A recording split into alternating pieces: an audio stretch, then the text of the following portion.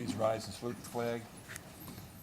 I pledge allegiance to the flag of the United States of America and to the republic for which it stands, one nation, under God, indivisible, with liberty and justice for all.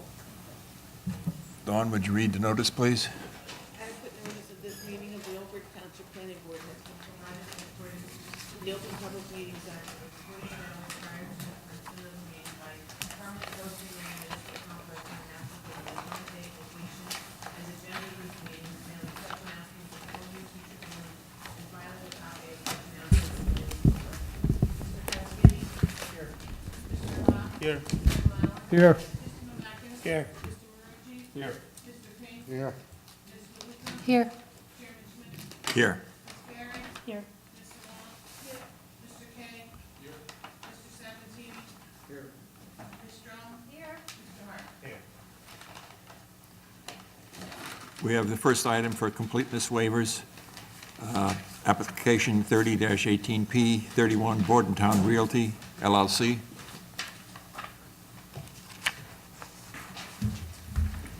Hi, good evening.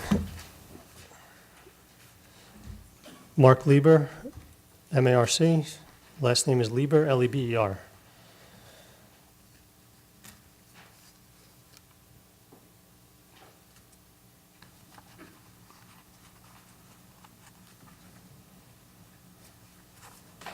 Okay, prepared the engineering plan for the project, and I received a letter dated November 14th from your town planner. There's a couple of waivers requested, namely environmental impact statement, traffic impact, aquifer recharge assessment, soil borings, soil erosion sediment control plans, lighting plan, architectural floor plans and elevations, and tree permit plan application. Could tell the board just briefly that this property is fully developed, more or less a commercial/industrial use. There's no building additions proposed. We're just seeking to institute a different use on the property, and there's no tree removal associated with the project.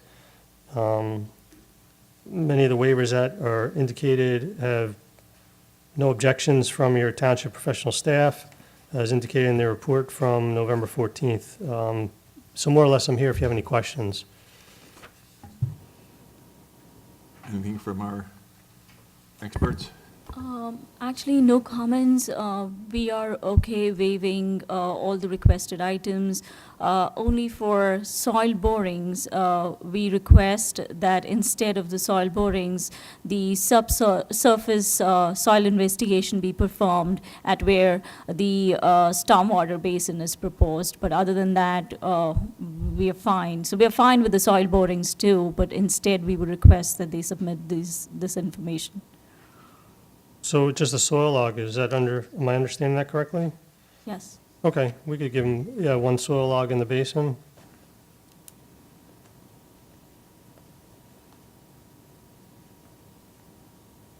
That would be fine.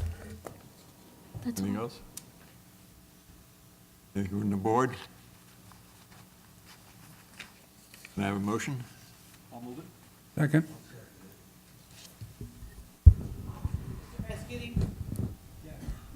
Mr. Haas? Yes. Mr. Lauer? Yes. Mr. Mackey? Yes. Mr. Marucci? Yes. Mr. King? Yes. Ms. Lewis? Yes. Chairman Schmidt? Yes. Okay, thank you, that's all.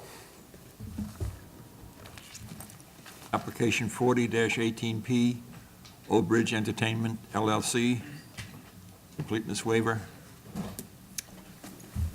Good evening, Mr. Chairman, members of the board. Peter Vignolo, V-I-G-N-U-O-L-O, from the law office of Clarkin and Vignolo on behalf of the applicant. We're here for one completeness waiver this evening regarding survey benchmark information. We are perfectly all right waiving that item.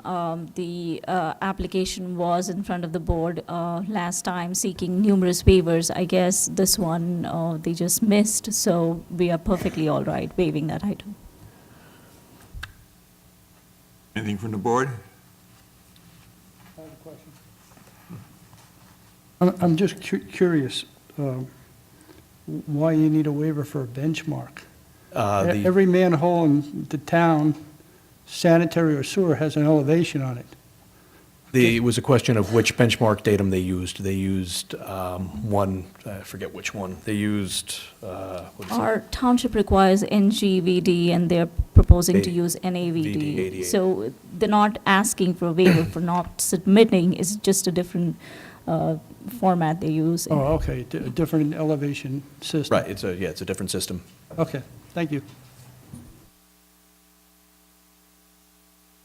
Can I have a motion? Move it.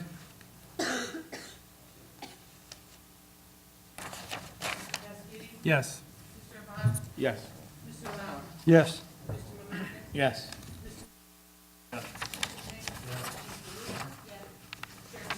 Yes. Thank you very much.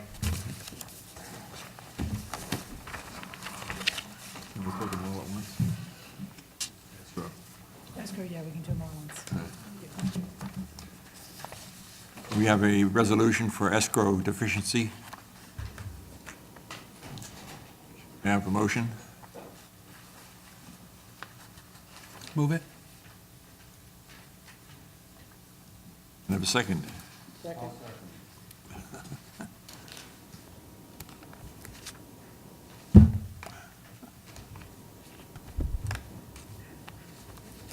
Yes. Mr. Abad? Yes. Mr. Lauer? Yes. Mr. Mamakis? Yes. Mr. Murgy? Yes. Mr. Pink? Mr. Luca? Chairman Schmidt? Yes. Resolution for application 36-17 PAF American Plaza. Can I have a motion? Move it. Mr. Pasquini? Yes. Mr. Abad? Yes. Mr. Lauer? Yes. Mr. Mamakis? Yes. Mr. Murgy? Yes. Mr. Pink? Mr. Luca? Chairman Schmidt? Yes. Application 16-18P Alarissa Holdings LLC. Second. Mr. Pasquini? Yes. Mr. Abad? Yes. Mr. Lauer? Yes. Mr. Mamakis? Yes. Mr. Murgy? Yes. Mr. Pink? Mr. Luca? Chairman Schmidt? Yes. We have application 32-18P Rare and Bay Medical Center. No, we did. Oh, Yeah. All together. Pescetti was one, Pink was two. I actually wrote down your first and second name. I don't know.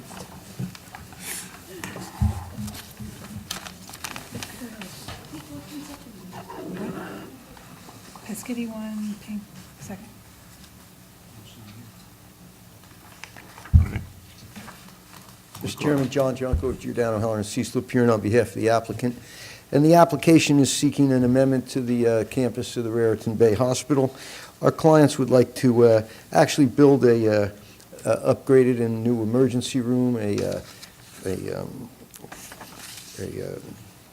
walkway to connect the various buildings, associated site improvements, and generally an upgrade, if you will, of the presentation at the entranceway, and to make the entire emergency room much more efficient.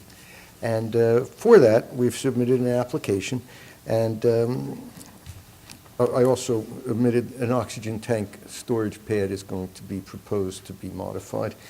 Now, with that, we do require several bulk variances. We have 3 loading spaces, 4 is required under the ordinance. We're proposing to keep that existing and proposed. The minimum side yard is a 108.6 feet requirement, but we have 78 feet, again, both existing and proposed. Likewise, there's a maximum height for the building of 58.6, existing and proposed. And finally, we are requesting the parking stall dimensions to be 9 by 18, a similar circumstance that's existing and proposed. Can I interrupt you just for a moment? Of course. We missed the minutes of October 30th, 2018. May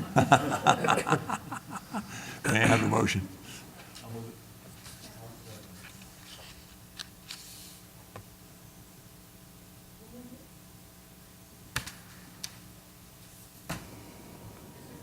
Yes. Mr. Abad? Yes. Mr. Lauer? Yes. Mr. Mallaga? Yes. Mr. Murgy? Mr. King? Mr. Luca? Chairman Schmidt?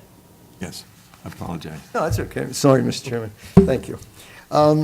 So the concourse is part of the integral of the improvements. The variances that I've just identified are basically existing conditions on site. This is what we anticipate to be a significant improvement to the hospital services.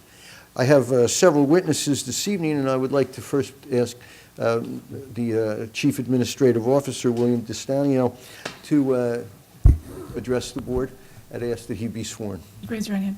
Do you swear or affirm the testimony you're about to give in this matter is the truth, the whole truth, and nothing but the truth? State and spell your name for the record, please.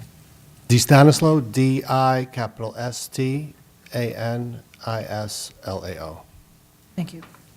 William, could you, Mr. Chairman, may I proceed? Oh, yes, okay. William, would you advise the board as to your position in the hospital and your involvement with the project? Absolutely. Good evening, Board. My name is William DiStanislau. I am the site executive for Old Bridge Medical Center, part of Raritan Bay Medical Center, a member of the Hackensack Meridian Health family, and vice president of operations at both Perth Amboy and Old Bridge. And with regard to our facility here, there are a number of questions concerning, well, first of all, could you just describe the benefit, what you anticipate to be the benefits from this proposed expansion? Absolutely. The expansion of our emergency room will allow us to triple the size of the emergency room and meet the needs of Old Bridge and the surrounding communities. Currently, we are located in a space that will be expanded 3 times the size. It will include some of the challenges that the community faces currently. This new ER will have a crisis unit, a locked crisis unit, which we do not have to treat the behavioral health patients, a pediatric-friendly unit, and it has been designed with improvements in throughput, which will decrease patient wait times, and increases in quality and patient satisfaction for the community, which will allow us to increase our capacity to treat the community.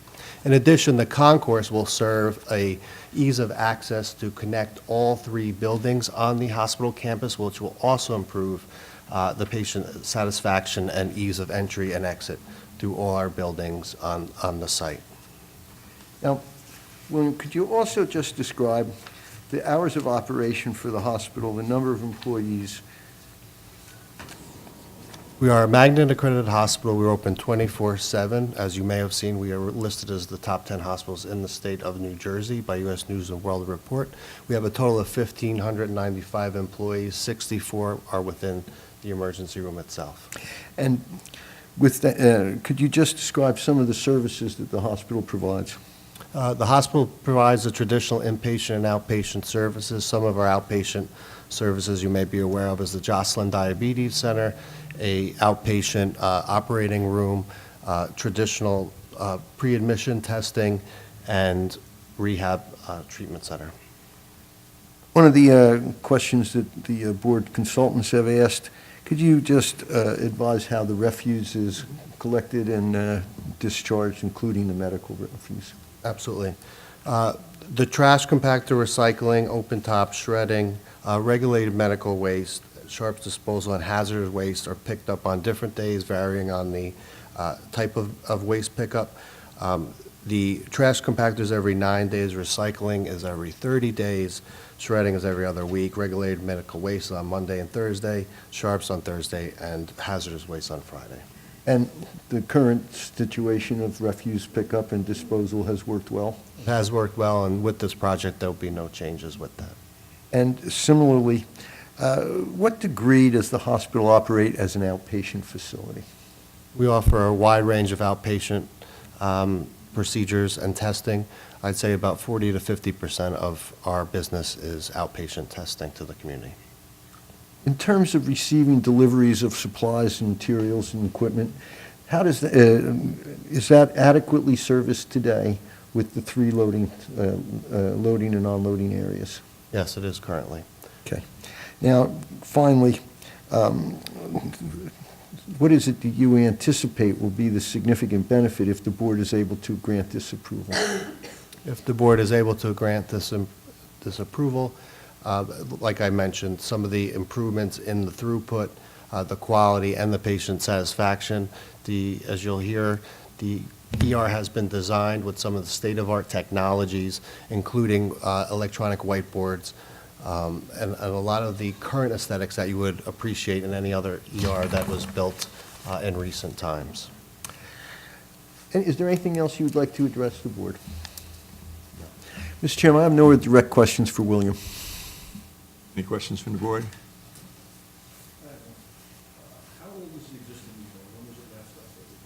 It has not been updated since the original, yes. 1984. You're welcome. Yes. Correct.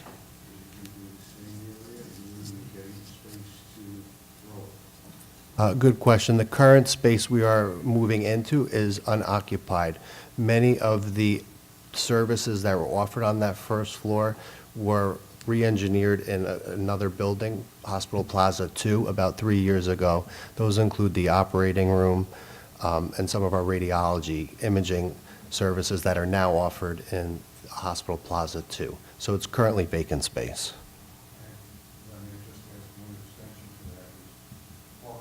Mhm.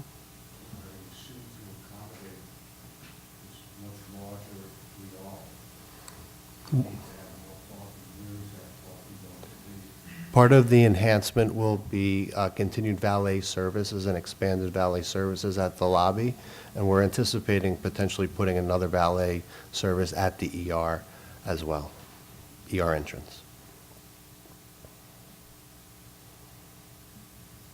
Anything from the consultants? I just need to clarify something. There is going to be an additional bulk variance because the improvements take two lots. The concourse is going to go across the lot lines, so they're going to need a side yard bulk variance because actually there's not going to be any. That is correct. And I slipped, kind of like the last resolution. Yeah, I have a question. Another board member, Mr. Chairman. Yes? Your original plans had a heliport. What happened to that? We discontinued the heliport. With the construction of Avalon Bay, we did that when they started their plans, I guess maybe a month or two ago. So without a heliport, then you cannot be a Trauma One center, is that correct? Correct. We are not a Trauma One center. We're not asking for Trauma One either. Yeah, because originally, when you came before, I believe, this board, to originally build that hospital, it was touted as being a potential of being a Trauma One center. That currently is not in the plans. We haven't used that heliport in quite some time. And most recently in the last 3 years, we have not used it at all. But yes, there's no plans to become a trauma center at this time. And you have a trauma center in this Hackensack Meridian Network? Currently, we have, the closest is Jersey Shore University Medical Center off of 18, about 20 minutes to the south. There were a number of complaints that I received about there's a chain that blocks access from the adult community to the hospital. And the seniors over there were concerned that with that access blocked, they actually would have to, if they had an emergency, if they couldn't walk, and the ambulance was going, they would have to actually go down Route 18, about a half a mile, turn around, come back, and then take Ferry Road, which would add to the trip. So if there's something emergent in nature, those few minutes could be the difference between life and death. Are you in charge of that chained access? Yes, I am. And we've had no issues since those concerns have been raised. The engineering of that road is not equipped to handle throughput through that road, and we put the chain up as a result of some safety concerns on the campus where UPS and other vehicles were using that service road and almost hit some of the patients and the community members and our team members as well, using that as a thoroughfare. And so it was a concern of the safety of the community that we put that chain up. so would you consider just making that emergency access only? It is. It currently is for EMS and for fire. We worked with the town officials and also with the EMS to ensure that there was a lockbox on that chain to be removed in the event of a fire or EMS traversing through there. And just curious, how many beds in your rehab? Just outpatient, a clarification, outpatient physical therapy, occupation therapy, and speech. Thank you. Anyone else? I have a question. With the increase in capacity of the emergency room, does that mean, will more patients from, can you explain to me how patients will get routed? Is the intent to route patients from further areas to this location, or can you talk about that? Currently, we are holding patients, which, you know, you do not want to do in an emergency room, so the wait times can be excessive at times. So we want to increase that capacity for people to be able to be treated and released in a more timely fashion. So that's really the need from the community. We see about 11,000 visits in an ER that was designed for more than 5,000 visits. So that's, you know, since we've built the hospital and the emergency room, we've over doubled the volume, but we've never had the resources to improve the ER per se. Is there going to be a concurrent increase in staff and doctors? Absolutely. As part of this project, I failed to mention, we are also instituting a security office. As you see in the news and the media today, active shooters are a very real thing today in hospitals. So we are putting in a security office in the front of the hospital, which will allow full surveillance of the entire campus, better than we have today. So there'll be increase in staffing for there. There'll be an increased staffing, obviously, for housekeepers and other support services, nursing, and technicians and phlebotomists as well. The project itself is over 2 years long, so we're not in the process yet of budgeting for those FTEs, but we're anticipating a tremendous increase for those services as well. Thank you. Absolutely. Anyone else? Mr. Chairman, I would like to call our project engineer, Chris Cerati. Thank you, William. Thank you. Thank you, Board.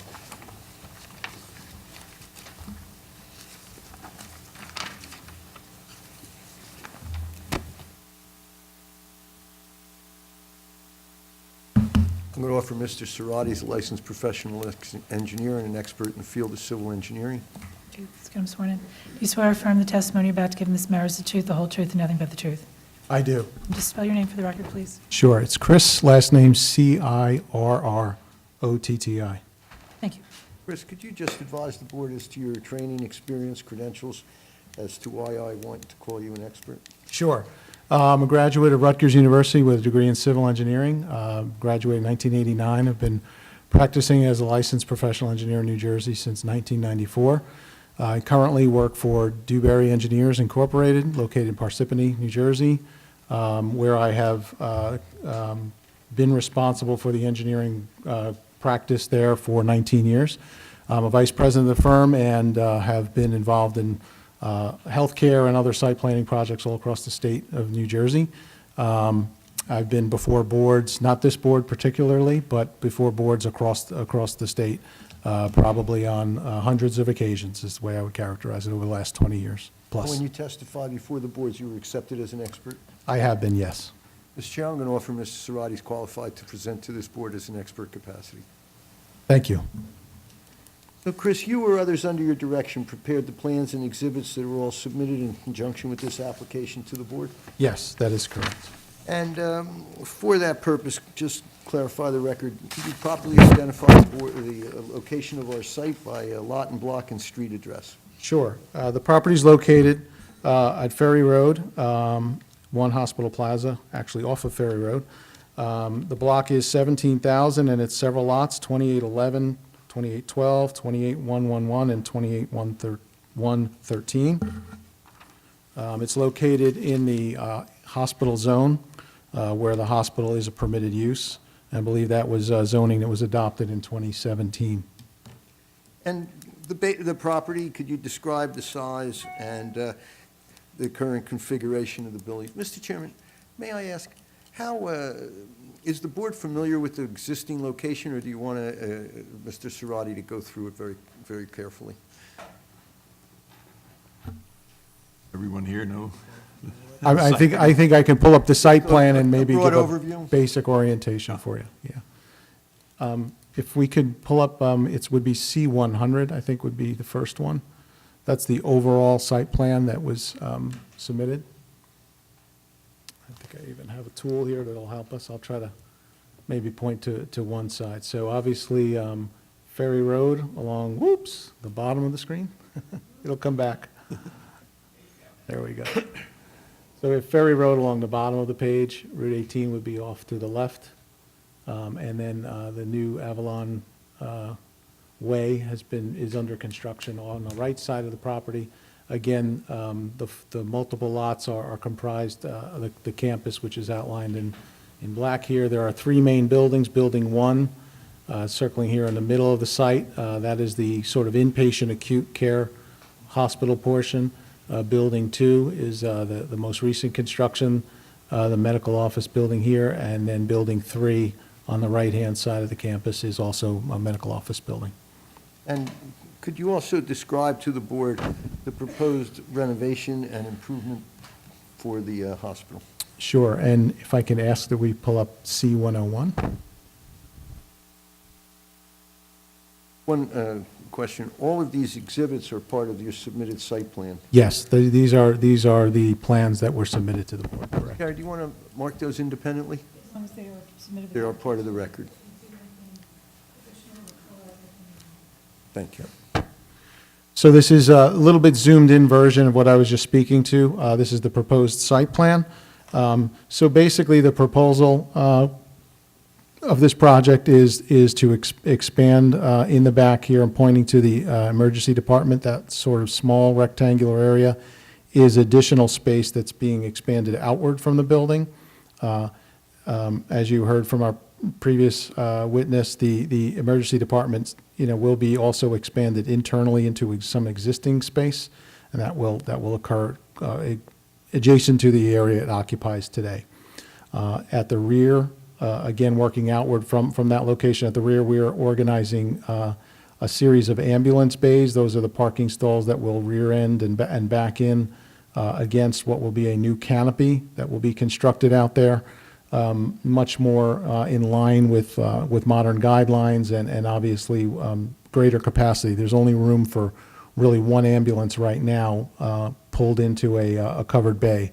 There'll now be room for 4 that are immediately adjacent to the canopy, and then off to the left 2 others that are just outboard of the canopy, but much more efficient and easier access. Across the drive area from those ambulances, there's sort of just an open maneuvering area, and we've organized a series of parking stalls along the perimeter there for emergency vehicles.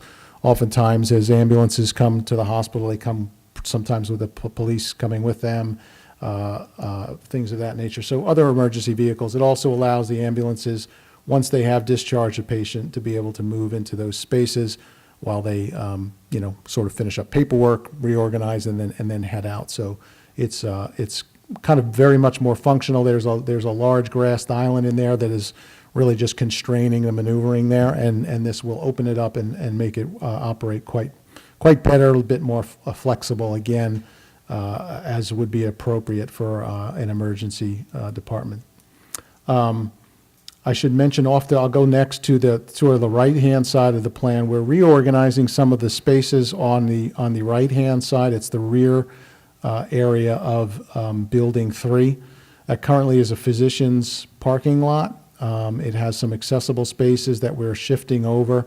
We're providing this gore striped-out area for fire department access. We had a meeting with the fire official, and they were looking for us to provide a clear zone access towards the building where their fire department connection is. So that's what that gored out area will be. We're providing an ADA accessible pathway into the building from the spaces relocated here, all updated to current regulations. And the last piece of construction occurring back in that area is 2 spaces that will be utilized during the construction period for ambulances to arrive. So while this area is under construction, ambulances would be arriving and utilizing the 2 spaces that we've accommodated here and patients would come down a new sidewalk and enter the building, what is the east or right-hand side of Building 1. That would be just temporary during construction until the new emergency department is fully functioned, and the architect will probably talk a little bit about, there's obviously sequencing and phasing to keep the emergency department operating all throughout this. It obviously will be maintained, but the ambulance arrival will be moved here while this site work is ongoing. After construction, those two spaces would remain for transport vehicles. Oftentimes, as patients need to be transferred out from the hospital in a non-emergent condition, they would be able to come here and to load those patients. And so that will remain in place long-term, and so that's why we've provided for it as part of our approval here. The next piece of the project really is the concourse, which is a little bit hard to see in this black and white diagram, but I'm tracing here the concourse which will connect from Building 2 on the left side of the plan.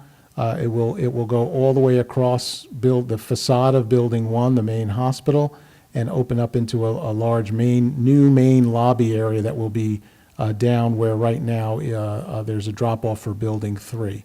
So that is the concourse addition that was previously referenced. There are two entrances to that concourse that will be created. There will be a main entrance where I'm pointing here, kind of in the corner between Buildings 1 and 3. That will be the new main entry for the hospital, and the new emergency department access for sort of public access, or what we call walk-in access, would be located on the front here on the left side of Building 1. Both of those entries will have canopies very clearly, and again, you'll see some of the renderings a little bit later, identifying some of the wayfinding elements that are part of that. The canopy will have, very clearly the emergency department will be with some red color and the red emergency sign over that canopy versus the main entrance, which will look like the main arrival point. So complementing that rearrangement of those entries, what we've done is reorganize the front parking area. With this plan, we proposed a main center parking lot to remain kind of in this triangular fashion, really to allow an ease of access. When you come in off Ferry Road, you would basically turn left to go over to the medical arts building or medical office building and parking to the west, or you would turn right and go towards either parking lot or to drop off at the two drop-off areas. So we're trying to improve on the decision-making. As you come in, you've got a decision right or left, and then as you work your way down, you come to your next decision, which is to park or not to park or to drop off. And so we're trying to create a logical progression here. It would be a one-way circulation around that parking lot. And we've had some really good dialogue with your engineers, and so what I do want to pull up probably is our first exhibit to Mark. I think so. Which is, we call that A1. So, if I may? Yeah. Chris, as a result of your meeting with the township consultants, did you prepare a modification to the plan? Yes, and that's what I'm about to Prepared by you describe. or others under your direction? Yes, it was. Is this a true copy? That is it. May I have one and ask that that be marked? And then if you just hand it to, don't put that in the record. Is that, I have copies for the board, if that would be helpful, maybe to look at it Yes. rather than the screen. label? No, number, A1. That has been marked A1 in evidence for our purposes. So, Chris, could you describe what the consultant's concern was and then how you addressed it? Sure. So we had a very good, detailed discussion actually yesterday at your board, with your board professionals. And so what we've come up with is this, what I've, as you see it labeled here, Site Layout Alternative A. This really addresses some of the, many of the comments that your professionals had put forward, and I'll try to identify that. So previously we had the entry was being sort of pushed closer to Ferry Road. We were sort of peeling off, if you will, as you enter to align with this driveway coming towards the new main lobby entrance. So what we've done, there was concern about the queuing, about the ability to come in the site easily. Right now, it's really, it's a one-lane entry. What we're going to do is there's enough cartway or curb-to-curb width there to get 2 lanes coming in and to a stop line with a crosswalk, make this really a nicely aligned intersection. And then to continue from there, again, a left or a right into to the west, to the medical office and its parking areas, or to go right towards the, really the parking fields in the front or the drop-off. So we're continuing with the one-way circulation, really no change to that. The drop-off areas remain as they were. We've addressed a concern with there was a bit of a dead-end segment of this parking lot here. Previously, we had the entry driveway, pointing to it here, about midway along that. We've moved it back so that we can get a flow in and out. If someone comes in there, can't find the space, they don't get stuck in a dead end, so that's an improvement. We also allow movement now from the, what would be, I guess, the south lot out onto the road and into the north lot immediately to lurk and circulate again for space in that lot, rather than have to, as the previous plan had it, have to come out, circulate around, and then come in at the entry here. We've left only the exit out here, and so what this allows is if someone was to come in and use this, I'll call it north parking area, they could come in, they could park, and they could leave, and they don't need to traverse across the drop-off areas at all. So we believe that this really does address majority of the concerns in terms of the circulation, in terms of what we were trying to achieve with some clarity here. There's two-way traffic on all 4 legs of this today, and it's not directly aligned. It's kind of problematic today, and so we're really solving that. And I think improving on it based on the commentary. And so this is what we would, where we would move towards in terms of amending that intersection layout a bit in keeping with the discussion we had yesterday. And I think it's an improvement on the plan. And as you prepared your plans, you received other comments from traffic consultants in the police department and so forth. Yes. And all of those reports have indicated satisfaction with the traffic. Yes, I believe situation. we had a traffic safety report came in yesterday where they were satisfied with that there were not negative impacts with the application. Now, in conjunction with the application, you're making any amendments to the lighting plans? Yes, we will be providing all new site lighting in really the entirety of what you see sketched out here. So the entry from Ferry Road, all throughout the parking and drop-off area, all new lighting will be provided there. And also, along with this improvements, are you proposing a modification or amendments to the landscaping plans? Yes, we are greatly enhancing the landscaping. You don't see it depicted here. I colored it green where we're going to have, trying to, in time, the time crunch we were under to get to here tonight. This is really depicting the landscaped areas. We have really 3 targeted areas for some real intricate landscaping. We call them kind of areas of respite or pocket, or even we might call it a pocket park. But really this curved area here between buildings 1 and 2 kind of creates an area of respite for someone to get a breath of fresh air, come out of the emergency department, and be able to step outdoors. We're also doing a totally new treatment in the courtyard between buildings 1 and building 2, kind of behind the concourse. You see those 2 arrows that are depicted out the back. Those are doors that will access the exterior, so people will be able to move into that sort of courtyard space as well. And the third area would be near the main lobby. We sort of have a curvilinear, again, area of respite, quite sizable. Each of these have benches, have areas for people to just take a break. Many times, obviously, people visiting loved ones and so forth. It's a very stressful time, and found that having areas for them to get outside and escape is a good thing. So this will be a great improvement, I think, from what's there now, which is a lot of hardscape and functional parking. This will be much more improved. We're providing shade trees, plantings on our landscape plan, which I'm sure you have seen in our packet as well. Now, as we add these aspects to the site. You're adding sidewalks throughout the site. Are there any particular ones you want to bring to the board's attention? Yeah, sure. There's, and actually one, I should have mentioned it before, one of the improvements that we've done is we understand there'll be a crosswalk that's going to be constructed across Ferry Road to the proposed Dunkin' Donuts and retail establishment across the street. So the suggestion was that we continue that pedestrian path, so we've indicated that on this plan, to provide a pedestrian sidewalk that comes up, has a crosswalk, and really be able to link you right into the complex.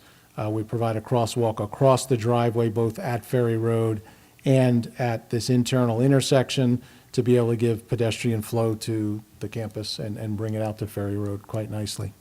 Now, in terms of the parking lot and this facility, are you adding any ADA spaces, and where are they located? And let the board understand a little bit of your thinking as to how they should be placed. Sure. So the ADA spaces are, really exceed the requirements. There are a total of 36 ADA spaces on the site today. We are maintaining those 36. In terms of ratios, typically, a typical facility would have about 2% ADA spaces, which would translate to, just a handful. But obviously, it's a healthcare facility with outpatient uses. As William described before, approximately 50% of the hospital's activity, so to speak, is outpatient related. And so correlating that to ADA spaces, we have a requirement for about 23 ADA spaces, and the board's professionals were looking for some additional detail on those numbers, which we will provide in the revised plans to address that. But we basically have my story here is we have a surplus of 13 additional ADA spaces, in addition to satisfying both the sort of standard 2% ratio as well as the 10% for outpatient uses. So those ADA spaces, in terms of location, to the last point, they need to be located proximate to the doors on the site. So there, as we were looking before, there are some at the rear or north side of Building 3 that are existing. They'll remain. There are spaces in 2 locations in the north lot across from Building 1, these serving the entry point to the emergency department, and the ones on the right serving the main lobby, as well as additional spaces along the southerly parking lot, also serving as in close proximity to the main lobby. So again, we have to locate ADA spaces closest to the doors than the other spaces, and we've kind of achieved that here with the plan. Now, Chris, there were a number of variances that we identified, including the straddling the lot line. Right. Could you, from an engineering perspective, could you just describe them briefly and then give your opinion as to Sure. the justification for So the board to grant them? the lot line setbacks occur where there is a property line between buildings 1 and 2, and so essentially we're constructing the concourse right across that property line. There's some question as to whether we can consolidate the lots and eliminate that. We're probably going to try and work through that as a follow-up, but in the interim, we're certainly asking for that variance here tonight, and I think it's obviously beneficial that this allows, the concourse is really a great improvement on the campus in that once you enter any one of these buildings, you can traverse inside now between all 3 buildings, which is a really great improvement. And so that's one. The second is an existing condition to the east of Building 3, where the setback is substandard, and there's no change proposed with that. That's just an existing condition. The number of loading bays at 3, as you heard, they're functioning quite well with the loading spaces that are there now, and there's not a need to expand that further. And the last one is the size of the parking stalls. 9 by 18's very common. Obviously, we believe it's sufficient, and it has been the precedent set by other applications here. So again, 9 by 18's is what is on site today, and we're proposing to continue that deviation. Building height. Oh, I'm sorry. And the last one being the building height. The buildings are above 50 feet now, and this proposed addition is less than 50 feet, but the existing building still remains above 50 feet. So that's a non-conforming existing condition. From an engineering perspective, would you consider the continuation of the existing variances and the lot line issue a benefit to the project and to the I do. community? I do. It allows a really solid, well-engineered plan to be put together. Is there anything you'd like to add to the testimony? I don't think so, unless the board has Chairman, questions. that's our direct testimony, so we're prepared to answer your questions. Our consultants? I would just like to reemphasize that we had a very productive meeting, and then we're thrilled with the revised layout. So they're going to have to revise their plans, but obviously it's going to work. And with regard to the bulk variance, it's really a technicality. I mean, if you, it's a large tract of ground, and it just happens to have a lot line going through it. I mean, it's no issue, really. So we would support that. There is one thing I forgot to ask. In the review letter, there were a number of requirements for plan amendments and other conditions to bring the plans into compliance. Yes. Are there any that you wish to discuss with the board or advise the board as to your position with regard to them? We plan to comply with, again, the main focus, I think, was to get this plan revision put together in the last 24 hours, which we were able to do, which I think addresses much of the conversation we had yesterday. But again, we've reviewed everything, and we'll comply with with really all of your professionals' comments that were put forward in the letter. I don't think there's anything I need to That's correct. discuss or We went through object to. every item, and they satisfactorily addressed them, so I think the revised plans will all be good. Anything else? The board have any questions?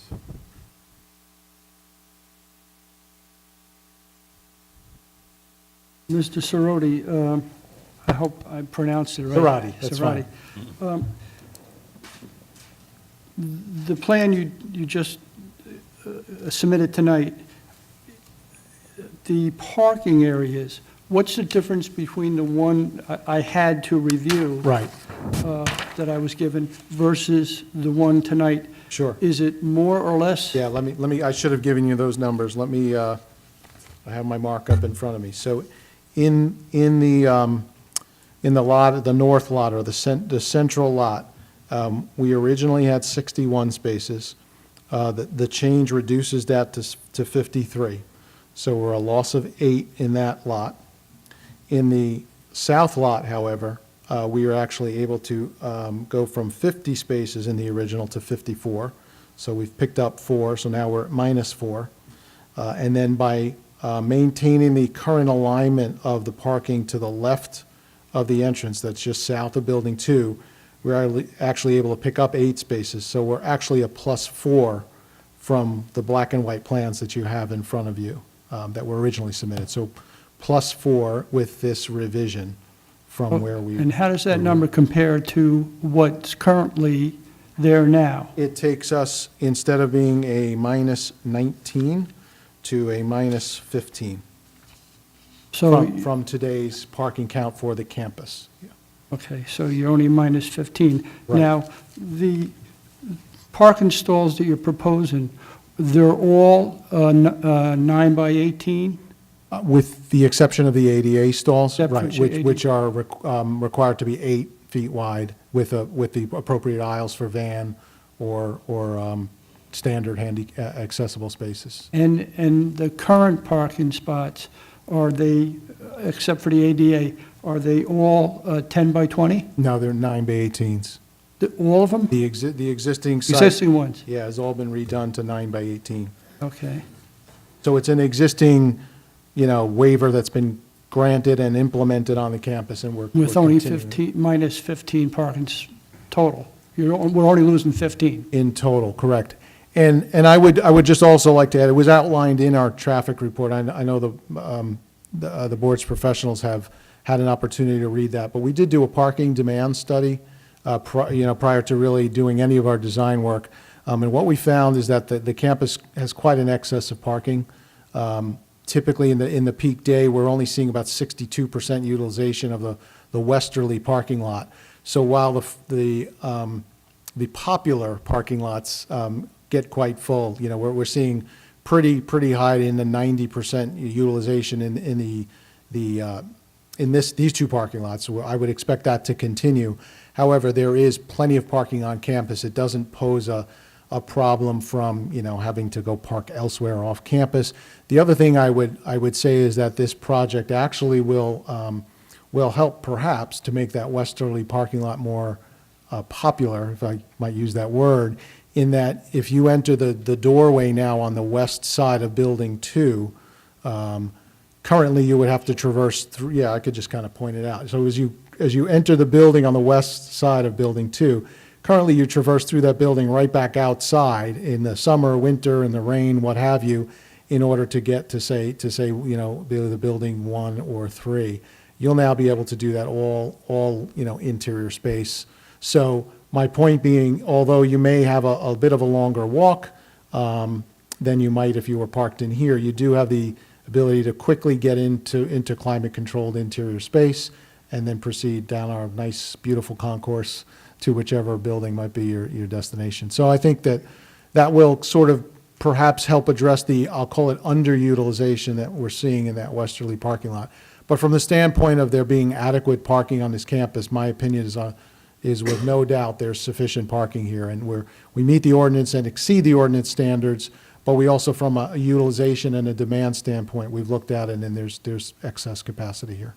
Okay, my next question is, the parking lot, I would assume, is going to be shut down for a length of time, the whole parking lot? The front parking lot is likely to be phased, so this construction is likely to occur in several phases to keep as much of the parking open and really the front access of the hospital, you know, accessible.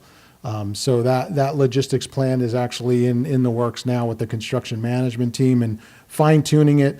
But there will be times when there will be less, you know, during construction, there would be less parking available in the front. And that's, you know, when there will have to be more reliance on the valet. And that might need to be ramped up during construction and then ramped back down perhaps after. But certainly the hospital is well aware of this and is, you know, really getting into some detailed, you know, logistics and phasing in order to accomplish that. My next question is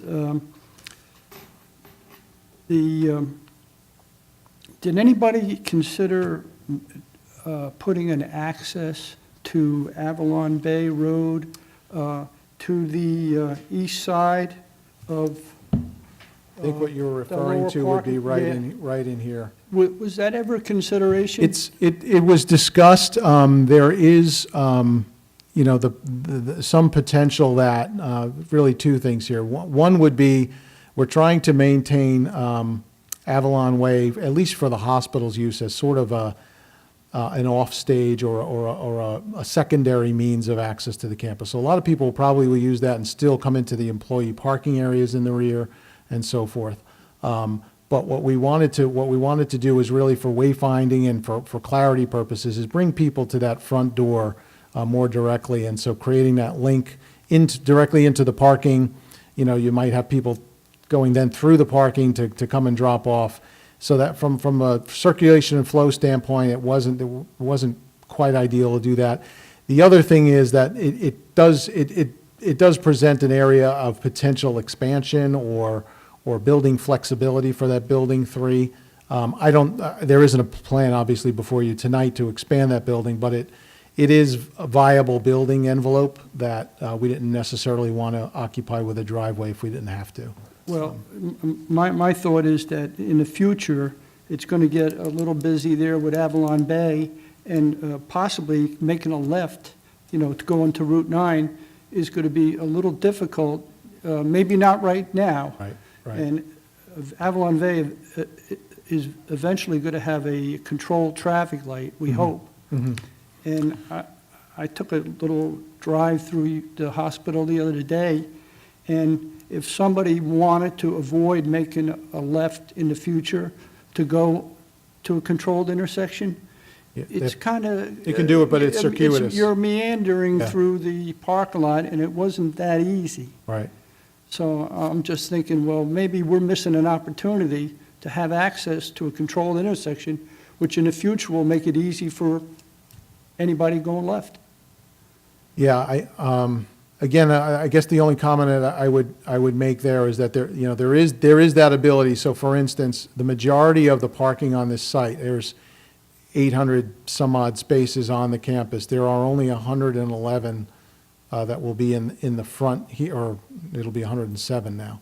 107 that are located here. So this there's 700 spaces between sort of the west and the north side that actually have pretty straight shot, and it actually, those parking fields, you know, might not choose to, even if there was that connection, they would more likely go out the back. With that connection does exist. So I think, to your point, it's actually a really good point, that I think the majority of the parking is fairly well served by the connection that will be in place at the rear of Building 3 to Avalon Way. You know, again, you're looking at 700-plus spaces that probably we wouldn't want to bring through here anyway to get there. So it's probably accomplishing exactly what you're saying, will be accomplished just in the way it's laid out. It just won't be for these in the front necessarily. And It won't be as convenient for the 111 spaces and the 407 in the front. And my only other question is,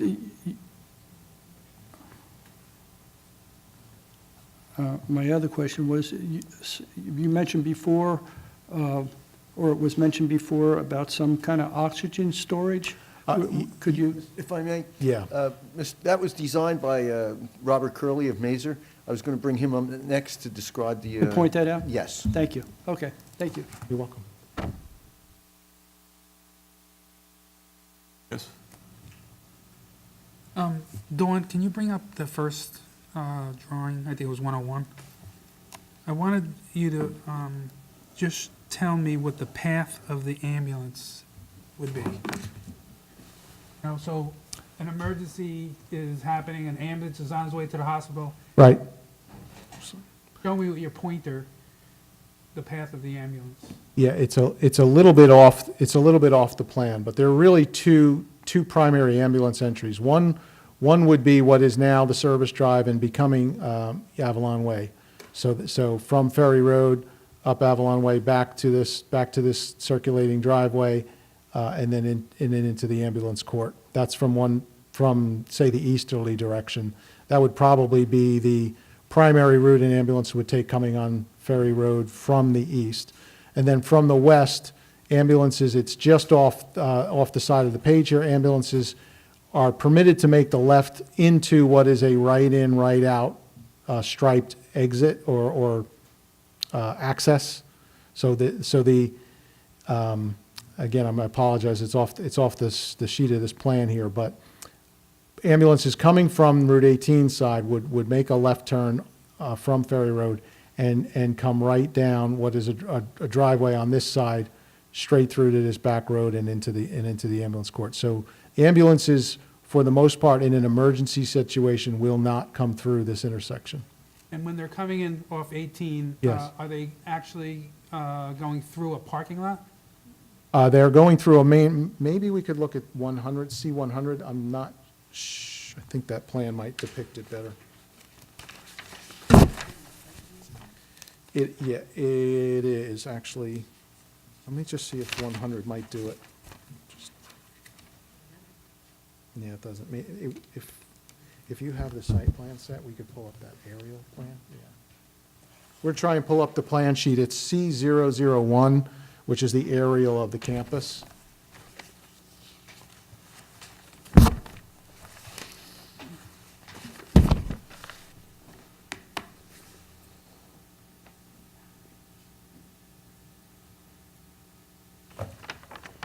Kind of while we're waiting, I can best describe it this way, is that access point comes between the two stormwater basins, and it is a driveway that has feeder aisles coming into it from parking, but it's not a parking aisle. It doesn't have parking directly Oh, it's a on it. specific driveway. Right, it's a driveway cutting through the parking lot essentially, without parking stalls that are I think located it's the on third it. sheet. Oh, yeah, I'm sorry, I didn't notice you were there, yeah. If that's the, While we're waiting for that, the valet, do you charge the patients for the valet?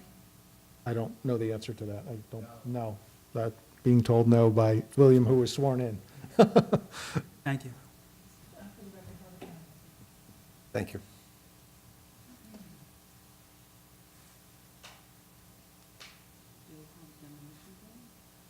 It would be.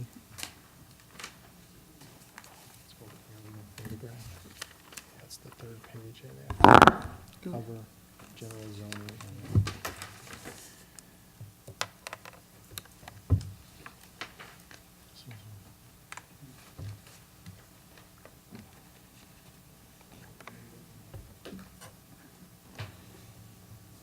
Maybe there was a time I could read that from here. Yeah, I saw that. I got- yeah. Well, I'm satisfied with his testimony. He said that it's a driveway. I'm satisfied with your testimony. You said it's Okay, a driveway. Thank you. Yes, it is. One other question I had on the southern parking. There was no way that you could have added 15 spots by just lowering that? No, we're right up against the detention basin. So, yeah, we're, actually, if you, let me just wait for, oh, yeah, if you, actually, you could just look at this plan, even though it's a lighting plan, we're looking at the lighting plan. But right now, that's the edge of the existing parking, or I shouldn't say the parking, it's actually the driveway that goes around the edge of the parking today. And we're putting our parking right up to there. There's a guide rail there and a slope down into the detention basin, so it's not possible to, believe me, we've studied this pretty closely to try to max out that parking and still have that, what we were trying to achieve, which I think we really did in a nice way, a real nice direct access to the front door. Definitely an improvement from Yeah. what it is now. Yeah. That's for sure. It's just that I've been to your hospital a number of times, and the parking there is sometimes challenging. Yep. Yeah, I think, All the way on, walk through, it's a long walk. Yeah. Well, I think our clients recognize that, and that's part of the reason they use the valet service, and particularly in the redevelopment time, they'll be providing valet. Thank you. I have a question. Yes. Oh, Mr. Pink, or do you want to go first? I just was wondering if you could comment on the installation of sidewalks. I know that was a suggestion. Is that also a suggestion that you'll be? Yeah, what I was referring to before, I'll just, again, refer to this plan that we've got up here. We're adding a sidewalk connection here to Ferry Road now, crosswalks on two sides of that intersection, and a crosswalk across the front that'll all be high visibility, all in line with what the board's engineers, suggested, so, yeah, Thank you. you're welcome. Okay, Mr. Pink? Yes. Okay, couple things. What is the, I wasn't sure, you Come back. mentioned a number of parking spaces. What is the number of parking spaces in total for the hospital? Sure. Let me recite it from our plan, so I get the number right. The existing, let me just give you two numbers. The existing parking on the campus is 871 today. With this proposal that was the application, we were reducing that to 852 in total. However, as I indicated, when we do that revision, we're going to add 4 spaces to that. So we'll be at 856. Interesting. Now, So What is the 15, ordinance requirements, Chris? less than that. Sorry. The required is 814. So we'll be at 856 with 814 required. now, does that include staff parking? Yes, that's all in that total. When you have what you would consider a full staff for any one shift, how many spots is that using though? How many, Parking spaces would that be using for your staff? well, I guess I would say this much, that we, again, I think I mentioned the parking demand study or parking utilization study that we did. And what we saw in that study was that there's about 60% vacant, or 60% occupancy, give or take a few percent, in the westerly parking lot, which probably has about 400 spaces in it. So we're only using about, just trying to do the math in my head, or 250, 240 of that 400 at the peak time during the day. The front parking lot does get very full. Generally, it's the employees that park in the north or That was it. or Where rear. are the employees parked? in the rear of the site, yeah. Yeah, they're directed to park in the rear, most remote part of the site. That's where the employees are directed. And then generally, patients, visitors are either either in the westerly parking lot adjacent to Building 2 or in these front parking lots. Do you have any control over your staff? I, They don't, that they don't He park? doesn't, but Yeah. William does. I think, I mean, I'm sure William can speak to that further if you'd like, but typically, they have ways of encouraging employees to comply, and strong encouragement, I think, is what it's called. William, you Yes. heard the board's question? Absolutely. So part of the new plan will allow for increased security presence through the cameras and visualization of the lot right now. We are currently challenged with employees and other people not parking there. However, there's a security guard that monitors that. Most of the challenge comes from the physician offices and practices, but we do monitor that and make sure they park in the back. But the cameras will increase the surveillance, so we'll be able to keep eye on it 24/7 from a security guard watching that lot to see who's coming in, who's coming out, which we currently don't have now. But it also seems to me that, unless I got my numbers wrong, it seems to me that you've increased the parking spacing by somewhat, whatever the percentage might be, but you're adding on, and I think I heard you say that the emergency room is going to be tripled, which means there's going to be more people coming in there. And you didn't, if I have my numbers right, it seems you haven't built enough parking spaces for all the additional emergency room people coming in. That's what it seems Yeah, like to me. if I can maybe echo something that William already said, is that they're already serving a good portion of those emergency room visits that this smaller space wasn't designed for. I think you were talking about that before.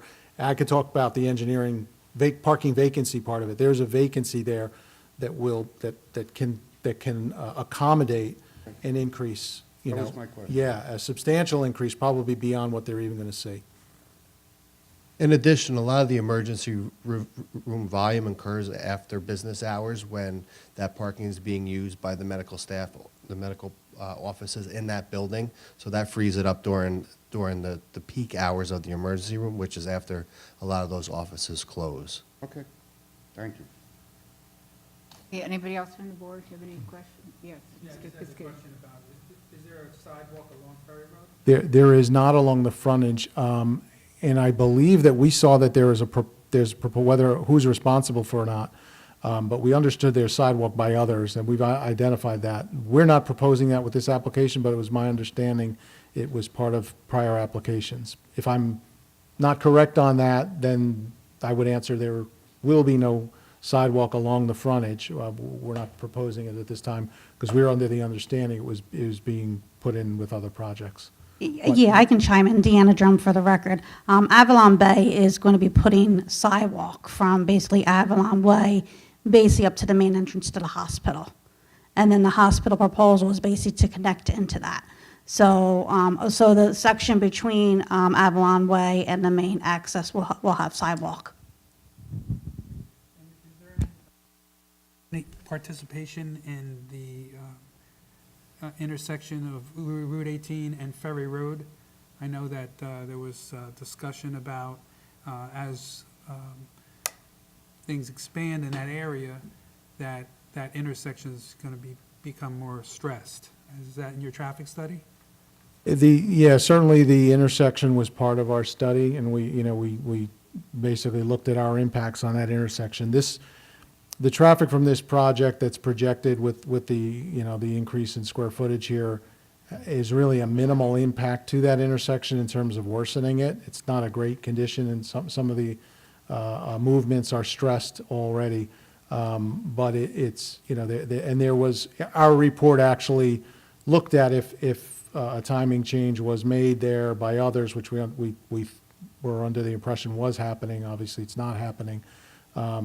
This really still would, our traffic wouldn't change whether it was mitigated somewhat, with a timing adjustment or some improvements, or whether it remains in its current condition. This project's impacts on it are very small.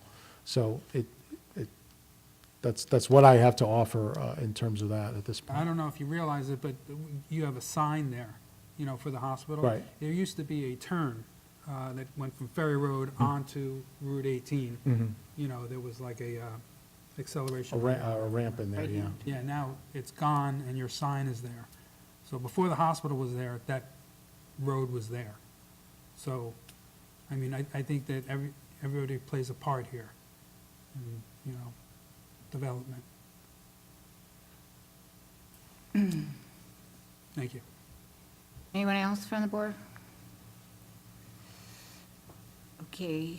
Well, Mr. Chairman, my next witness would be Robert Curley. Okay, well, let me just see, is there anyone from the public that would like to make any comments or questions of this witness? No hands, will close the public portion.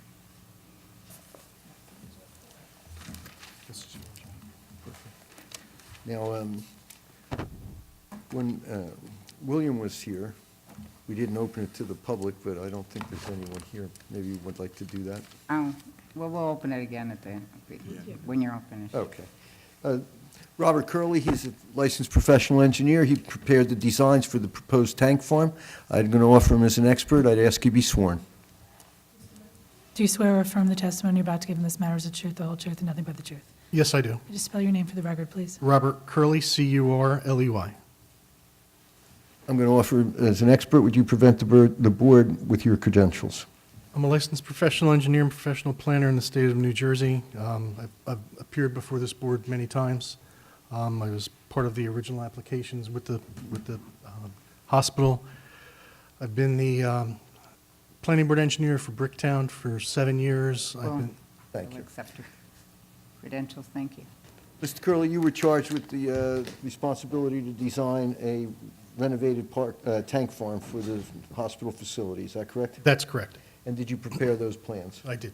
And they were submitted as part of the plan set? That's correct. Did you want to put your, could we pull that up, please?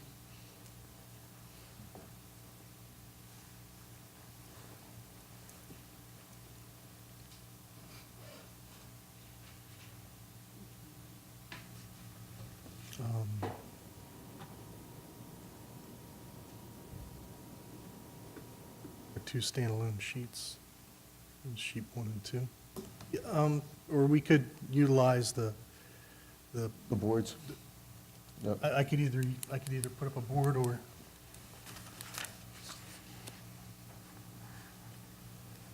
Do you know the sheet numbers? Okay. We'll use this exhibit.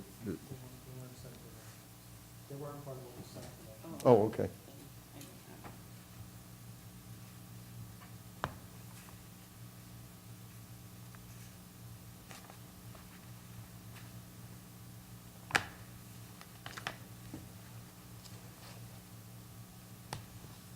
Bob, this exhibit was prepared by you or others under your direction for presentation to the board this evening? That's correct.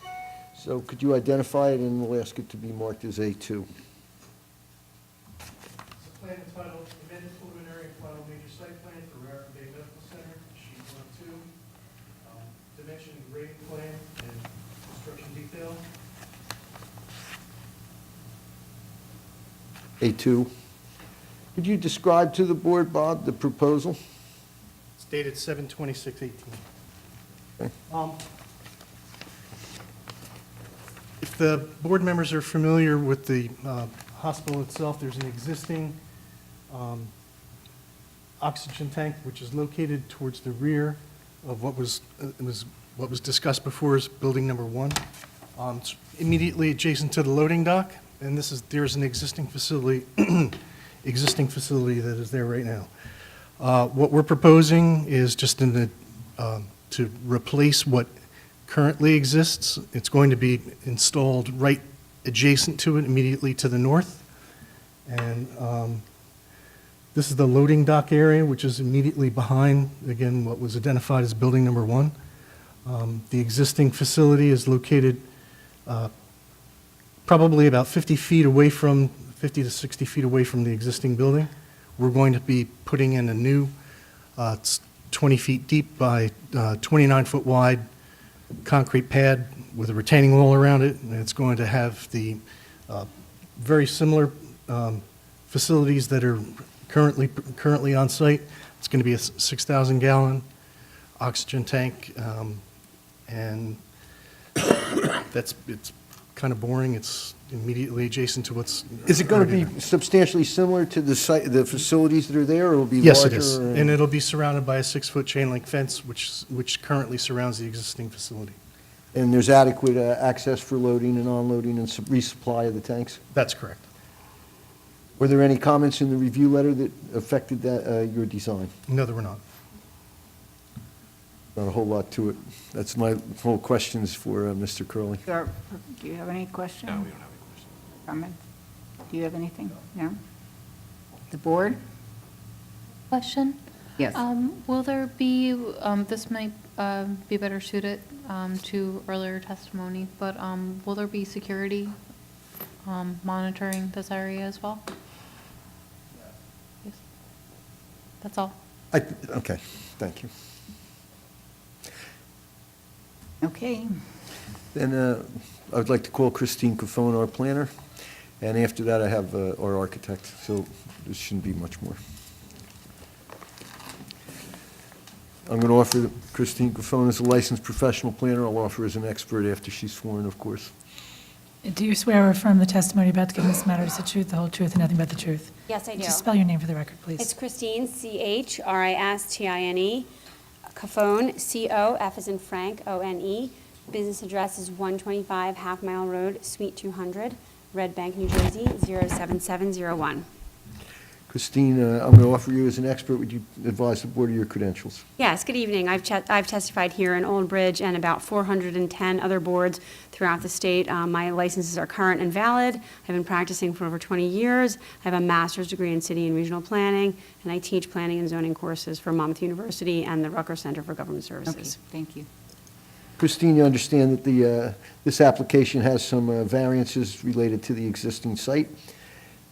Just a few. They're not quite as boring as Mr. Curley's testimony, but they're not that exciting either, because the lion's share of them result to existing conditions on the property today. The one new variance that we are seeking is really more technical in nature, as was explained by Mr. Cerati. It is because of the lot line. So what I liken that to from a planning point of view is a lot of times when you have a shopping center and you have a bank or you have a pad site or a restaurant that sits out in front of it, many times that sits on a different lot. We would never see that as we're driving by because it looks like all one integrated site with cross access easements, and you wouldn't see that lot line, but they exist for either financing purposes or some other reason why they exist in different ownership, and you would never know that driving by unless you had the opportunity to review the site plan. Well, I liken that to this application.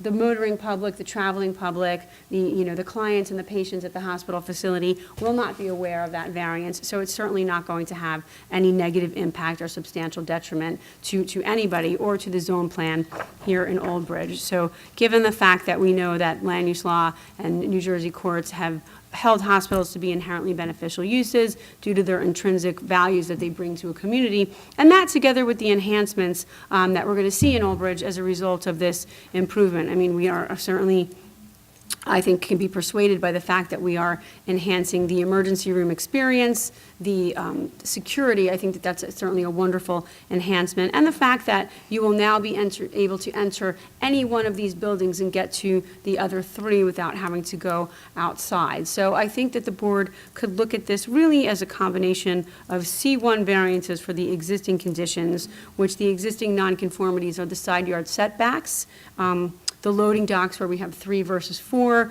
and the 9 by 18 parking spaces. So those are really existing conditions that exist on the property today. On a site like this, there is absolutely no reason to have parking spaces in greater than 9 by 18. I think this is not, this is not a shopping center where people are going to be coming in and out with bags and having a high turnover of vehicles. So I think that this is certainly an efficient use of the land. I think the board can rely on criteria C1 of the land use law for the hardship. One of the criteria under the land use law for reliance on hardship variance is lawful pre-existing structures on a property, which certainly we have here. And as far as the C2 variances for the properties which will straddle the lot line, I think their land use law requires that we would advance one purpose of the municipal land use law. I think certainly promoting the general welfare would be advanced by this application, given the security and the upgrades to the facility and the emergency, but also criteria M, which talks about an efficient use of the land. I think the applicant, your professionals gave us some great suggestions in the review letters. We responded to them. Our team met with them on Monday. So I think we have been able to really do an efficient layout with these improvements. So I think the board could rely on criteria M and also criteria G, which talks about sufficient space in appropriate locations. We're certainly zoned for this type of use here. So I think that the board could move the totality of this application with and meet our statutory burden of proof with no substantial detriment or negative impact to the zone plan or the public good here in Old Bridge. I think really only good things to come out of this application and benefits to the public good, no substantial detriments. I have no other direct questions. Do you have any questions? No. Board? Yeah, like I said, a little bit better than Mr. Curley, not much, right? Not much more exciting. Thanks. Okay. All right, thank you. I'd like to call Aaron Kelly, our architect.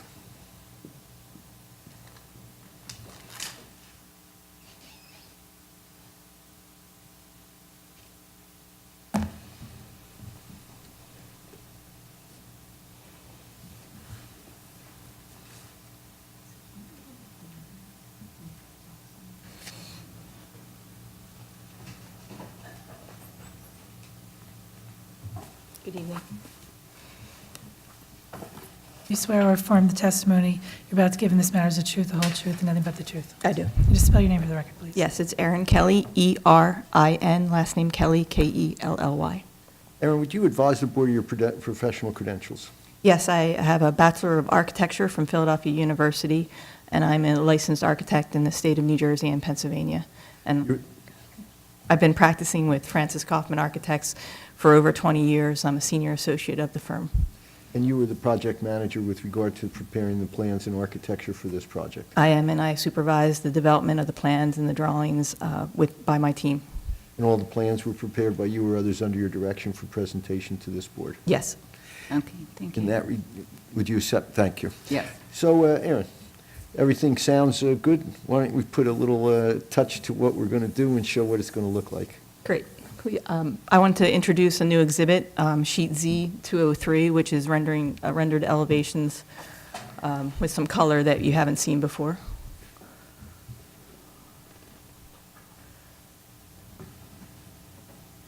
So the bottom image is a straight-on view of the new concourse addition. That's the connecting link that will tie all three buildings that are on the campus together. It's a glass link, and it's meant to be transparent during the day to signify where the entry points are, as well as glow in the evening so you can continue to see where your entrance points are. To the right is the new main entry, and that's got a taller screen wall behind it to emphasize that that's a main entry point. And to the plan, or to the elevation left, is the emergency department entrance that'll be signed emergency. That's the walk-in entry. So that'll have its own drop-off, and you can see you'll see some color that's coming through the glass that's red, that's signifying that's the entry point for the walk-in entry. Aaron, when you designed this, you also provided that as people come through this one-way drive, the passenger door is to the entrance to the emergency room and lobby, main lobby.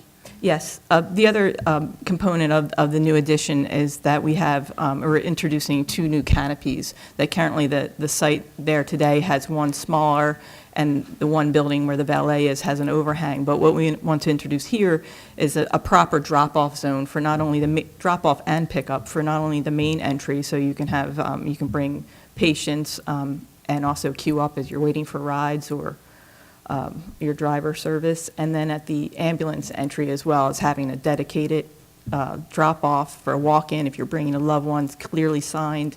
It's undercover on the passenger side, and it has a pull-away zone, so you're able to pull off the drive to unload. You have any other exhibits to show the board?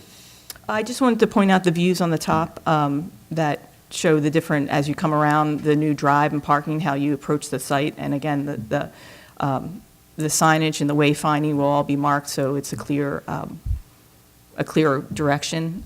The other exhibits that I have, that I forwarded to Dawn, were ones that you had seen before. I think if we could go to Z100, which is the floor plan.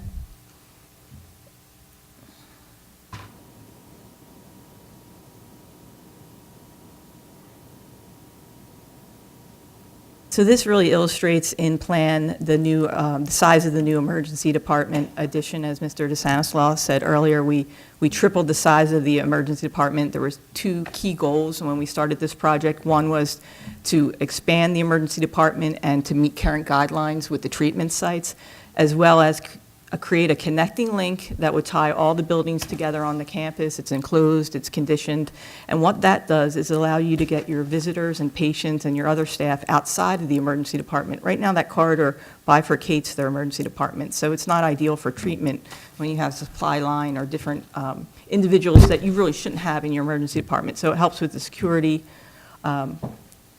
We have several treatment sites. They're all private rooms, with the exception of the resuscitation room, which is really meant for your most severe cases. And that'll have positions for 2 patients, so you can maximize in case of in the event of a serious incident. We've been able to control the supply line so that we're really maximizing how the supplies come in to the emergency department and how they leave, so we don't have all types of people coming in and out. Again, that's a security measure that we're taking into account. If I can just point out, in the upper left-hand corner, there is a small addition at the rear where the ambulance is, and that's really to create a proper ambulance drop-off with the covered canopy, a great improvement over the site today, and we met with the EMS squad to talk through that with them.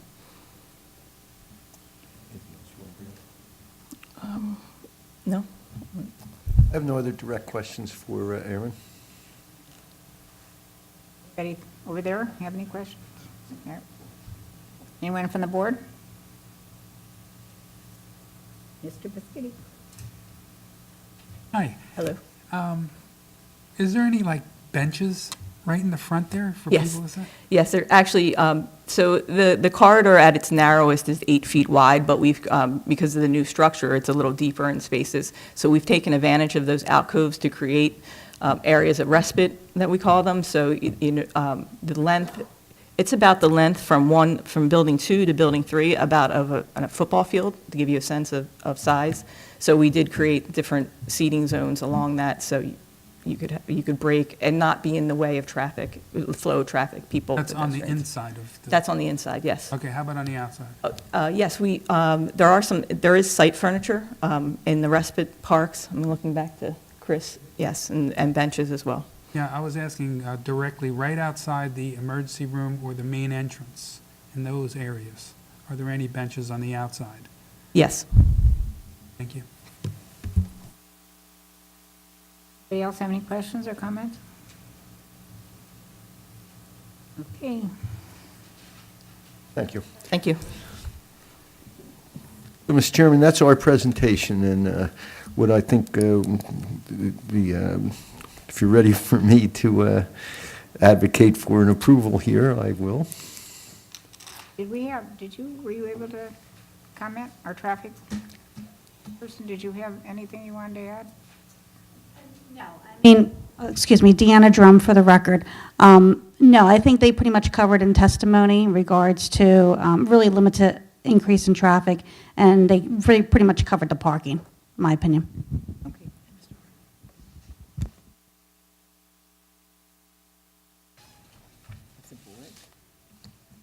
Oh, yes, did you have anything, Fire Chief? No, I answered the question. You're okay? Okay.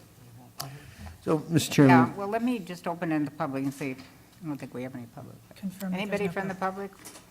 Confirm that there's no public. Okay, we'll close the public portion. Yes, now you may do your. well, what we tried to do is to bring before the board as clear an explanation of the project as possible.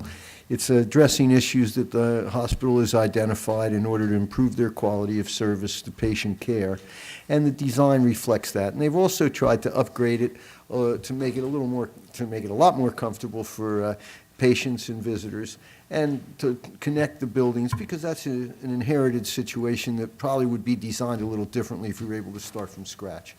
All of those things are significant benefits. The parking's reorganized, the access, the emergency room access for ambulances is now going to be right up to the guidelines where the ambulances will be in undercover, and patients that are coming out and the attendants will all be protected from rain, which I guess we have to get used to nowadays. And basically, the design meets the needs of the hospital. It's a large campus. It fits within the campus. The variances are all pre-existing. I think this is, I'm going to offer this as a significant benefit to the hospital and its operation, and that should, of course, translate to a benefit to the citizens. I think that we've met all of our standards. The hospital is inherently beneficial. The variances were pre-existing, and the lot line issue is really just a line on the plan compared to the hospital campus. So I'm going to ask the board to approve it. That's really the job I'm here for. I don't have to say a whole lot because I think this project speaks for itself. Do you have a timeline when you hope to start? Our clients intend to start as soon as they complete plan compliance and obtain permits.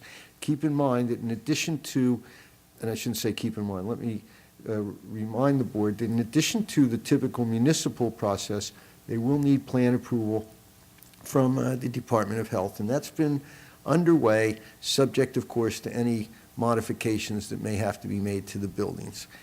So our clients are very anxious to get this project underway. It is funded, and the contractors have been selected, and we're really waiting to bring the approvals to the table for them to get ready to start. Yeah, I'll ask our attorney to review the summarize. I'm assuming I'm missing something because I don't have any conditions besides these. May I suggest the condition is to formalize yeah. a modified access plan as a result of the meeting between our client's engineers and your consultants. They recommended revisions to the parking plan that were presented in a concept plan tonight because this was only in the last couple of days that they were able to get together. And I think the condition would be to have those Don't update the plans plans, properly right. submitted and reviewed. But no specific items. Usually we come through the hearing and the board has asked you to do several things, and none of that happened. So besides compliance with the updated plans in the meeting, and I'm not even going to refer to the memo because I think everything was taken care of. And Some of the memo comments was- in our letter, we worked out where it we worked down wasn't there. feasible, right? So updating the plans to the satisfaction of the planner and the engineer, I think would be how that condition. Yes, and that's, would go. that was our client's And engineer's then there's the general testimony. conditions that I don't generally state here that, the fees, the affordable housing, or whatever, all the others, the normal stuff. So it's a motion would be to approve the application as presented with 3 new variances for side yard, parking size, and loading zones, and existing conditions as they stand today. That's it. Okay, do we have a motion? I'll move it. Okay, moved by Mr. Schmidt. And seconded by Mr. Pink. Roll call, please. Yes. Mr. Yes. Lauer, Yes. Mr. Rebecca, Yes. Yes. Mr. Marucci, Yes. Mr. Pink. Yes. Mr. Luca. Chairman Cannon. Well, I'm going to abstain because I didn't hear the first part of the application, but I'm supportive of it and I wish you the best, so. Thank you. Okay, anything else? Done? Do you have anything?